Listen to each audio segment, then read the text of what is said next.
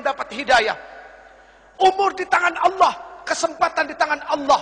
Jibril alaihissalam turun kepada Rasul mengabarkan, siapapun orang yang berbuat maksiat seumur hidupnya dan dia adalah umatmu, 1 tahun sebelum meninggal dia minta ampun kepada Allah, Allah akan ampuni semuanya. Rasulullah bilang apa? Aduh malaikat Jibril, kelamaan. Balik kepada Allah. Rasulullah tahu kualitas umatnya. Setelah kembali kepada Allah turun lagi, ya Rasulullah, barang siapa dari umatmu berbuat dosa seumur hidupnya 1 bulan sebelum dia meninggal, dia tobat kepada Allah, Allah subhanahu wa ta'ala akan ampuni dosanya. Apa Rasulullah bilang? Aduh malaikat Jibril, jangan deh, kelamaan, umatku lalai. Kembali lagi kepada Allah, turun lagi, ya Rasulullah, barang siapa dari umatmu dia berbuat dosa seumur hidupnya 1 minggu sebelum meninggal, dia bertobat kepada Allah, Allah akan ampuni.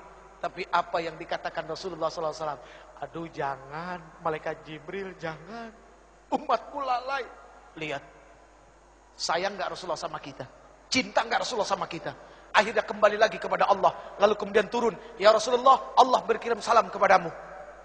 Barang siapa dari umatmu dia melakukan dosa, melakukan keburukan seumur hidupnya 1 tahun, 1 bulan, 1 minggu, 1 hari, bahkan ketika ruhnya yagharghir, malam yagharghir, gargarah, berbulak-balik di tenggorokan, dia nggak bisa berkata apapun kepada Allah, tapi matanya menatap memohon kepada Allah, hatinya bersungguh-sungguh kepada Allah, minta ampun kepada Allah, Allah subhanahu wa ta'ala akan memberikan ampunan kepada mereka.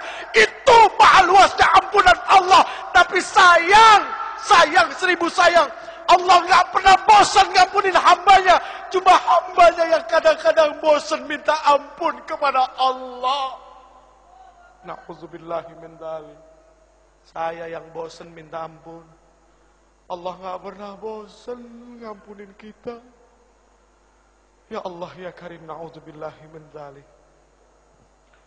Udah 3 tuh. Udah ya. Capek. Kan ada 7, masih 4 lagi. Aduh lama banget ini. Tuh udah jam setengah 11. Kurang 1 jam Bu. Yang keempat, watasyi'ul janazah, mengantarkan jenazah. Dari muda friend kita diajarkan ingat mati friend. Ternyata urusan mati itu bukan cuma milik orang tua. Ternyata yang muda juga Masya Allah. Bayi baru lahir kalau memang datang waktunya nggak pakai rasa kasihan, cabut nyawanya. Bayi lagi netein, ibu lagi netein anaknya yang dikasihinya, yang ketika dia melahirkan anaknya susah payah, mati-matian, berkorban jiwa raga, darah berceceran. Ya Allah ya Karim, nyawa dikasih, dicabut oleh Allah kalau memang udah waktunya nggak pakai rasa kasihan. Jadi friend, coy, fahami urusan mati bukan cuma milik orang tua. Ayo Islamic Center bikin pelatihan memandikan mayit mulai dari anak-anak muda. Itu penting. Cuma yang repot satu, siapa yang mau jadi mayatnya? Itu yang repot. Ada yang mau? Aduh. Yang ke-5. Yang ke-5, wasakyul ma, menuangkan air, memberikan minum kepada yang haus.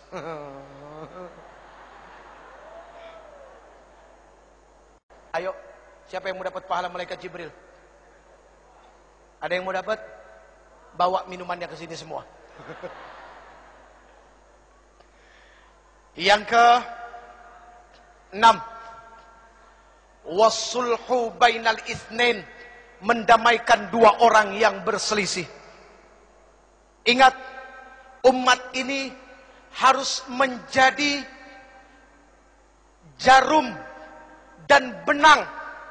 Ketika jarum dan benang itu menjadi satu, dan ketika dia mulai menyulam, lalu sulamannya itu ada di tangan seorang penyulam yang indah, maka akan menjadi sesuatu yang dahsyat dan baik untuk dilihat. Itu layaknya umat Islam. Maaf hadirin, al-Islam kalbunyan yashuddu ba'dahum ba'da. Islam itu seperti bangunan, saling menguatkan satu sama lain. Ada yang bagiannya seperti pasir, ada yang bagiannya seperti kerikil, ada yang bagiannya seperti air, Ada yang bagiannya seperti batu koral dan ada yang bagiannya seperti semen. Semen jangan sombong karena mentang-mentang mahal daripada pasir.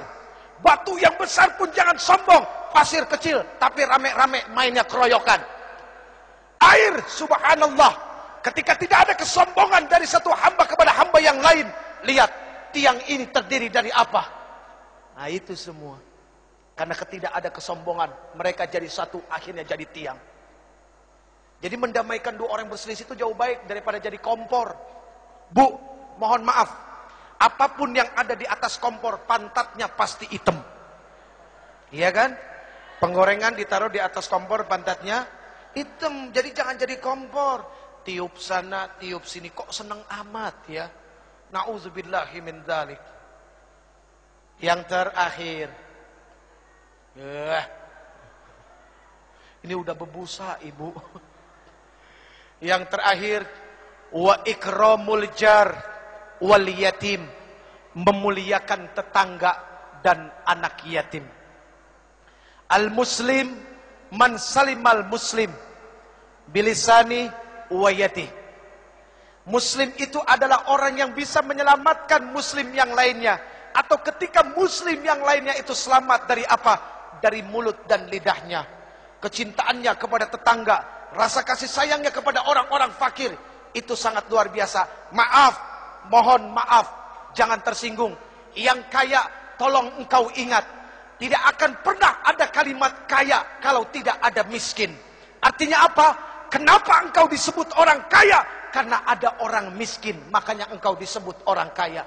Coba kalau semuanya orang punya harta, apa disebut orang kaya? Enggak, semuanya sama. Adanya kaya kan ada yang miskin. Ya udah ya. Wa ikramul jar wal yatim, memuliakan tetangga dan anak yatim. Ini bukti bahwa dia adalah muslim sejati. Friend, pegang yang 7 friend. 7 itu bermakna adalah Al-Fatihah, As-Sab'ul Masani, 7 ayat yang berulang-ulang. 7 itu berarti adalah hari dari Jumat sampai Kamis. 7 itu berarti adalah lapis langit. 7 itu berarti adalah lapis bumi. 7 itu berarti adalah 7 benua. Dan 7 itu berarti adalah 7 keajaiban dunia. Tawaf berputar 7 kali. Sa'i berbolak-balik 7 kali. Dan ada 7 kerikil lontaran jumrah. Pegang yang 7, artinya baca Fatihah sebanyak-banyaknya. Karena Allah subhanahu wa ta'ala tidak akan pernah menggantikan Al-Fatihah dengan surat apapun di dalam solat. Bahkan la solat liman lam yaqra'u bi Fatihatil Quran. Tidak akan dikatakan orang itu salat kalau dia tidak membaca Al-Fatihah. Genggam Fatihah, baca laqad ja'akum. Insyaallah setiap keluar rumah harus yakin Allah bersama kita. Segala apapun keburukan tidak akan pernah menimpa bangsa ini. Baik hadirin yang dimuliakan Allah, mari kita baca Ummul Quran suratul Fatihah. Yang pertama untuk para orang tua kita yang telah melahirkan kita, yang telah begitu besar pengorbanannya kepada kita, hartanya, jiwa raganya, semuanya untuk kita anak-anaknya yang masih hidup. Semoga Allah subhanahu wa ta'ala berikan kesehatan lahir batin buat mereka, amin. Semoga Allah subhanahu wa ta'ala mudahkan segala urusan yang akan menyusahkan mereka. Dan semoga Allah subhanahu wa ta'ala menghalalkan rezekinya. Itu yang paling penting. Bukan membanyakkan rezeki tapi dari yang haram, tapi menghalalkan rezeki biarpun itu sedikit dan berkahnya, subhanallah. Lalu untuk para alim ulama, guru-guru kita, ya, ketua MUI kita juga yang katanya masih sakit, setahun yang lalu kena stroke. Semua guru-guru kita dari TK sampai SMA, dosen-dosen kita, ya, guru-guru kursus, siapapun yang pernah memberikan ilmunya kepada kita, semoga Allah subhanahu wa ta'ala tentamkan perut mereka, ya, Allah tenangkan hati mereka, dan mereka menjadi orang-orang yang istiqamah dan orang-orang yang begitu sangat mulia di sisi Allah. Kemudian untuk para pemimpin kita yang sudah begitu dahsyat menanggung amanah di pundak mereka, ayo kita bantu ringankan pundak mereka, ya. Semoga Allah subhanahu wa ta'ala terus nantiasa memberikan taufik, hidayah dan inayahnya kepada para pemimpin kita, amin ya rabbal alamin. Al-Fatihah. A'udzu billahi minasy syaithanir rajim. Bismillahirrahmanirrahim. Alhamdulillahi rabbil alamin. Ar-Rahmanir Rahim. Maliki yaumid